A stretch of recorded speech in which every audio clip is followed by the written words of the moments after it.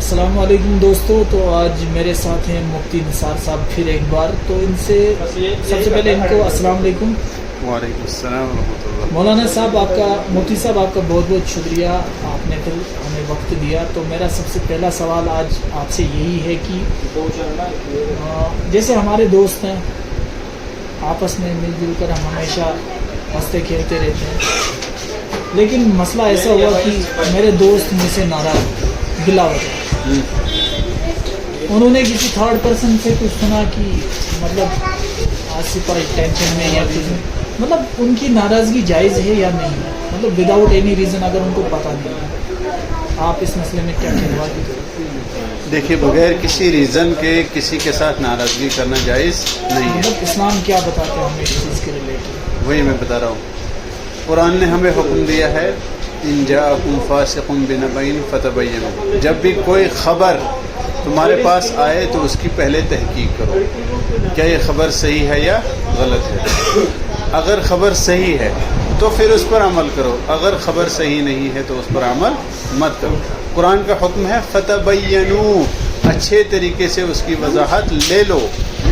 کیا اگر ایک سے وضاحت نہیں لی جا رہی ہے، دوسرے سے لو، دوسرے سے نہیں تیسرے سے لو، جہاں تک کہ آپ کے پاس مکمل وضاحت آ جائے اس قصے کی، اس واقعے کی یا اس چیز کی جو آپ کے ساتھ پیش آئی ہے، تو اس کے بعد اس پر عمل کرو. پھر بھی قطع تعلقی کی اجازت اسلام نہیں دیتا ہے.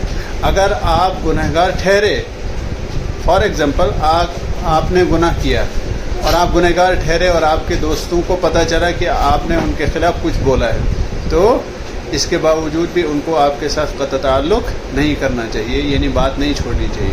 کیونکہ حدیث میں اس کے بارے میں بھی آیا ہے کہ کسی مسلمان کے لیے جائز نہیں ہے کہ وہ دوسرے مسلمان سے 3 دن سے زیادہ میں بات کرنا چھوڑ دے، اس کے ساتھ قطع تعلق کرے، یعنی رشتہ توڑے. ٹھیک ہے، تو یہ اسلام کا حکم ہے. بہت بہت شکریہ. آپ نے جو بھی الفاظ بولے حدیث کے تحت یا مطلب قرآن کے تحت کیا کہتا ہے اس کے تحت، میں ان کی تشبیہ ڈائریکٹلی اپنے دوستوں کو دیتا ہوں، کیونکہ یہ ریسنٹلی وداؤٹ اینی ریزن مجھ سے ناراض تھے، جب ان کو کوئی ریزن پتہ ہی نہیں تھا. مطلب اپنے ہی دماغ میں وہ کھچڑی پک رہی تھی ان کو اور ناراض تھے. تو میرا بہت بہت شکریہ اس سوال کا جواب دینے کے لیے. اب میرا دوسرا سوال یہ ہے کہ یہ جو ہم مطلب کھیلے کھیلتے ہیں، مطلب جو آج کل بچے کھیل کھیل رہے ہیں، جیسے کرکٹ کھیلتے ہیں، فٹ بال کھیلتے ہیں، باقی ساری گیمز کھیلتے ہیں، مطلب اسلام نے ان گیمز کے ریلیٹڈ کیا حکم دیا ہے؟ دیکھیں، جتنی بھی گیمز ہیں جو صحت سے متعلق ہیں، جو صحت سے متعلق ہے، وہ تمام کی تمام کھیلی جا سکتی ہیں، بشرطے کہ کوئی جوا یا اس طرح کا کچھ اس میں شامل نہ ہو، پیسے کی شرط نہ ہو.